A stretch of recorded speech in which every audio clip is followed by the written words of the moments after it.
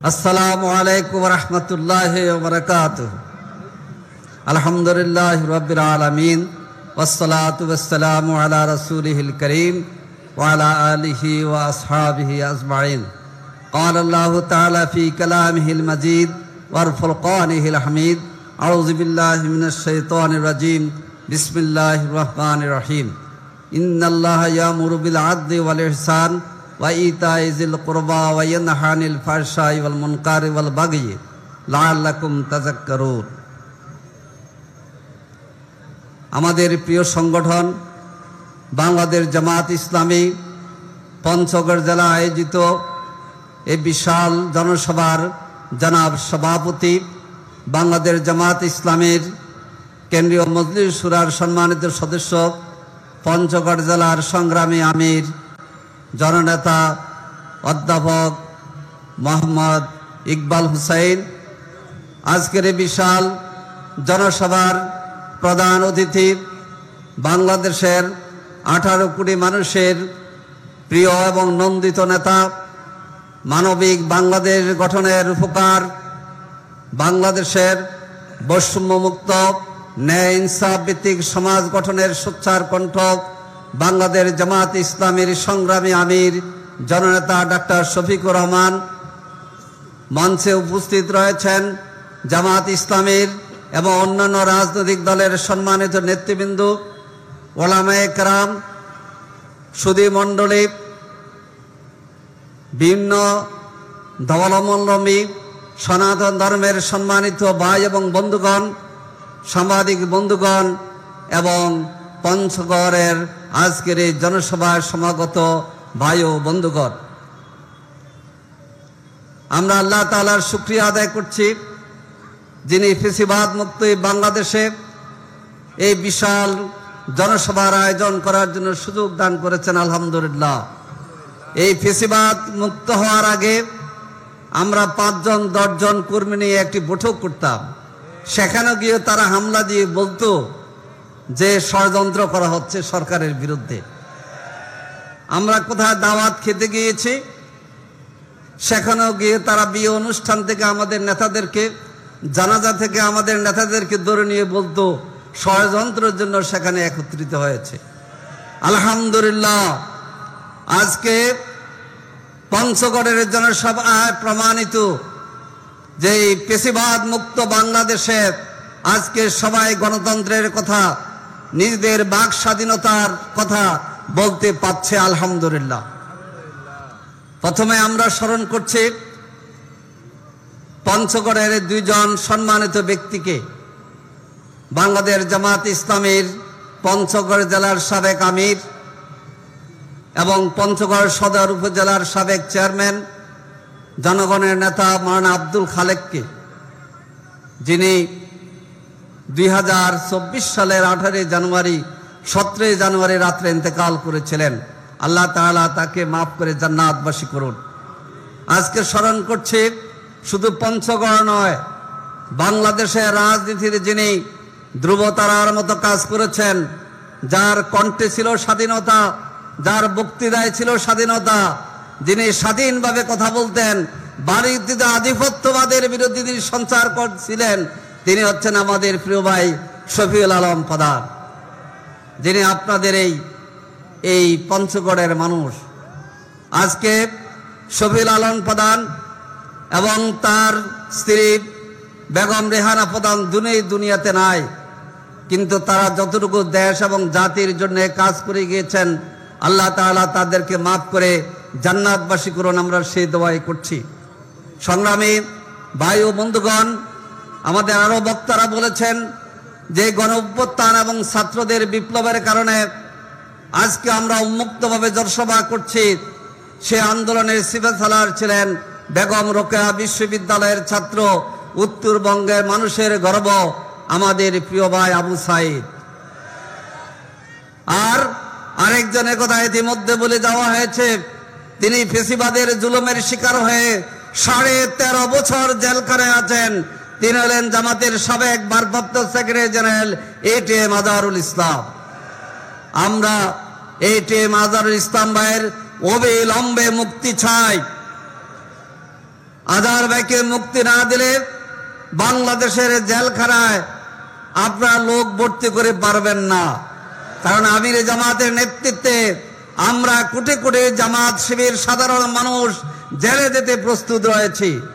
তাই অবিলম্বে এটিএম আজহারুল ইসলামকে মুক্তি দিতে হবে। সংগ্রামী ভাই ও বন্ধুগণ, আমরা স্বৈরাচার মুক্ত বাংলাদেশে আজকে আছি।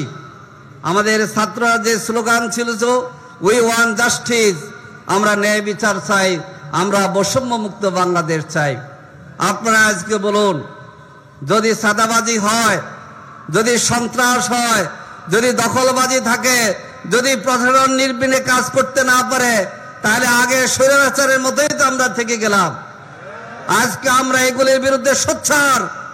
দখলবাজদের কোনো স্থান হবে না, সাদাবাজি থাকবে না, আমরা বৈষম্য মুক্ত বাংলাদেশ চাই। আমরা এই সব কথা কোনো দলের বিরুদ্ধে বলি না, আমরা জনগণের জন্য বলি। আজকে মানুষ এসে বলে জামাত বিষয়ে যে দখলদারিত্ব চলছে, সাদাবাজি চলছে। দখলদারি এবং সাদাবাজি যদি আন্দোলনের পর, অভ্যুত্থানের পরেও থাকে, তাহলে নতুন বাংলাদেশ তো হলো না। তাহলে আজকে আমাদের প্রত্যয় হবে, স্বৈরাচারের বিচার হইতে হবে। বিচার, সংস্কার, নির্বাচন। স্বৈরাচারের প্রেতাত্মা যারা আছে তাদের বিচার হইতে হবে। আজকে অনেকে স্বৈরাচারকে পুনর্বাসিত করার জন্য চেষ্টা করছেন। তাহলে এইটা ছাত্র গণ অভ্যুত্থানের প্রতি আমাদের বিশ্বাসঘাতকতা হবে। সংগ্রামী ভাই ও বন্ধুগণ, আমি আপনাদের কাছে বলতে চাই, বাংলাদেশ জামাত ইসলামী 41 দফা সংস্কার প্রস্তাব দিয়েছে। এই সংস্কারের মধ্য দিয়ে আগামী নির্বাচনের পথে বাংলাদেশ এগিয়ে যাবে। আমরা যৌক্তিক সংস্কার চাই, আমরা নির্বাচনও চাই। কিন্তু আপনাদের মনে আছে 14 সালের নির্বাচন, 18 সালের নির্বাচন, 24 সালের নির্বাচনে আমরা ভোট দিতে পারি নাই। কোন স্থানীয় নির্বাচনে আমরা ভোট দিতে পারি নাই। আমরা দাবি করেছি আগে স্থানীয় নির্বাচন দিতে হবে। কারণটা কি? যারা তাড়াতাড়ি এমপি হওয়া যাওয়ার পথ খুঁজতেছেন, স্থানীয় নির্বাচনে দেখা যায় এমপি হয়েছেন একজন, তার ভাই হয়েছে উপজেলা চেয়ারম্যান, স্ত্রী হয়েছে ভাইস চেয়ারম্যান, শালা হয়েছে অমুক মেম্বার। এইভাবে স্থানীয় নির্বাচনকে বিগত স্বৈরাচার যেভাবে কলঙ্কিত করেছে, আমরা এই কলঙ্কিত হইতে দেব না।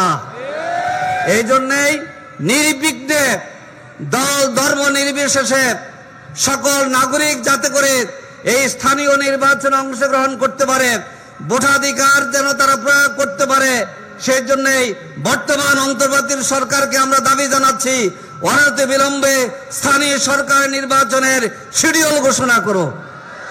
স্থানীয় নির্বাচন এবং সংস্কারের সাথে সাথে জাতীয় নির্বাচন হবে এবং সেটার জন্য আপনারা প্রস্তুতি গ্রহণ করুন। সংগ্রামী ভাই এবং বন্ধুগণ, এরপরে আমরা বলতে চাই, বিগত দিনে আমরা নির্বাচন করে এসেছিলাম। অনেক নির্বাচিত সরকার কর্তৃত্বশালী হয়ে গিয়েছিল, যে কর্তৃত্বশালী হওয়ার কারণে শেখ হাসিনাকে স্বৈরাচার হিসেবে বিদায় নিতে হয়েছে। জামাত ইসলামী সংস্কার প্রস্তাব দিয়েছে, আনুপাতিক সরকার, আনুপাতিক পদ্ধতির নির্বাচন।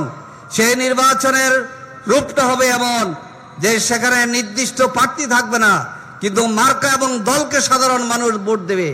এই মার্কা এবং দলের মাধ্যমে নির্বাচিত হলে বাংলাদেশের প্রায় সকল দল সংসদে প্রতিনিধিত্ব করবে। বাংলাদেশ দুইটি দলের কাছে জিম্মি নয়। এই বাংলাদেশ 18 কোটি মানুষের বাংলাদেশ, 16 কোটি মানুষের, 16 কোটির যারা ভোটার তাদের বাংলাদেশ। এই জন্য আমরা সকল মানুষের, সকল দলের প্রতিনিধিত্ব চাই জাতীয় সংসদে। এই জন্য জামাত আনুপাতিক পদ্ধতির নির্বাচনের কথা বলেছে এবং সে দাবি আমরা জানাচ্ছি। সংগ্রামী ভাই ও বন্ধুগণ, এরপরে আমরা দেখতে পাই আমাদের দেশের উপর বিগত সরকারের আমলে ভারতীয় আধিপত্যবাদ বিস্তার লাভ করেছিল। আলহামদুলিল্লাহ, আলহামদুলিল্লাহ, ভারতের সাথে বিগত সরকার অনেকগুলো অসম চুক্তি করেছে, কিন্তু বাংলাদেশের মানুষ ভারতীয় আধিপত্যের কাছে অতীতে মাথা নত করে নাই, সামনেও করব না। আপনারা সাক্ষী আছেন, এই পঞ্চগড়ের বিরুবাড়ি ইউনিয়ন, এখন এটা বাংলাদেশ না ভারত? ভারতের। এই বিরুবাড়ি ছিল পঞ্চগড়ের, এই বাড়ি ছিল বাংলাদেশের। এই বিরুবাড়ি দিয়েছিল শেখ মুজিবুর রহমান কি জন্য জানেন? 3 বিঘা করিডোর বাংলাদেশকে ভারত দেবে। আমাদের পাড়ের টুকরা পঞ্চগড়ের বেরুবাড়ি ইউনিয়ন নিয়েছে ভারত, কিন্তু 3 বিঘা করিডোর আমাদেরকে ফেরত দেয় নাই। তাই ভারতের সাথে যে অসম চুক্তি করে বাংলাদেশের উপর কর্তৃত্ব করার জন্য আওয়ামী লীগ ভারতকে সুযোগ দিয়েছে, সে সমস্ত বিষয়গুলো বিবেচনা করে বাতিল করতে হবে। সংগ্রামী ভাই বন্ধুগণ, পঞ্চগড়ের সুগার মিল অনেক দিন থেকে বন্ধ। আপনারা জানেন, মাওলানা মতিউর রহমান নিজামী শিল্পমন্ত্রী থাকাকালে এই পঞ্চগড় সুগার মিলে তিনি উন্নতি সাধন করেছিলেন। আমরা দাবি জানাচ্ছি, পঞ্চগড় সুগার মিলকে অবিলম্বে চালু করতে হবে। পঞ্চগড়ে একটা বেসরকারি চীন মূর্তি হসপিটাল প্রতিষ্ঠা করা হয়েছিল, মেডিকেল কলেজ প্রতিষ্ঠিত করা হয়েছিল, কিন্তু সেই মেডিকেল কলেজটি এখনো আলোর মুখ দেখে নাই। কাদের ইঙ্গিতে, কাদের ইশারায় এই বেসরকারি মেডিকেল কলেজের কাজ বন্ধ আছে? আমরা অবিলম্বে জানাচ্ছি, এই মেডিকেল কলেজের কাজ চালু করার মধ্য দিয়ে উত্তরবঙ্গ এবং পঞ্চগড়ের মানুষ এবং সারা দেশের বাংলাদেশের মানুষের জন্য এটা অবিলম্বে চালু করতে হবে। সংগ্রামী ভাই বন্ধুগণ, নুরানি এবং কবি মাদ্রাসার ক্ষেত্রে কাজ যদি সম্প্রসারিত হয়, আপনারা জানেন ইবতেদায়ী মাদ্রাসাগুলোকে সরকারিকরণ করা হয়নি, এটা প্রক্রিয়াধীন আছে। তাই আমরা আপনাদেরকে আশ্বস্ত করতে চাই, জামাত ইসলামীর আমির ডাক্তার শফিকুর রহমানের নেতৃত্বে আগামী দিনের জনগণ যদি আমাদেরকে সংসদে যাওয়ার সুযোগ দেয়, জনগণের প্রতিনিধিত্বের কথা, সমস্যার সমাধানের কথা, পঞ্চগড়ের কথা আমরা তুলে ধরবো ইনশাআল্লাহ। প্রিয় ভাই বন্ধুগণ, আমির জামাতের কোলে আপনারা দেখতেছেন একজন শিশু বসে আছে, তার নাম হলো দীপু। পাশে বসে আছে তার ভাই পরিতোষ। 2022 সালে নদীতে দুর্ঘটনায় যে 72 জন লোক মারা গিয়েছিল, তার মধ্যে 71 জন হচ্ছে আমার হিন্দু ধর্মের ভাই, হিন্দু ধর্মে আমাদের ভাই, আর একজন হচ্ছে মুসলমান। আমির জামাতের নেতৃত্বে আমরা এসেছিলাম। আমির জামাত ওদিন প্রায় বোদা এবং দেবীগঞ্জের অনেকগুলো বাড়িতে গিয়েছিলেন। এই বাড়িতে যখন আমরা গিয়েছিলাম, তখন পাশে পূজা করতেছিল। আমির জামাত গিয়ে জিজ্ঞেস করেছিলেন, এই বাড়ির কে কে মারা গেল? এই শিশুটির মা মারা গিয়েছে, বাপ মারা গিয়েছে। সেদিন আমির জামাত কোলে নিয়েছিলেন সে শিশুটিকে। আজকে উনি এসে আমাকে জিজ্ঞেস করেছিলেন, ওই শিশুটি কি আছে? আমির জামাত আছে। তার দায়িত্ব কেউ কেউ নাকি নিয়েছিল, তারা সে দায়িত্ব পালন করেছে কিনা আমরা জানি না।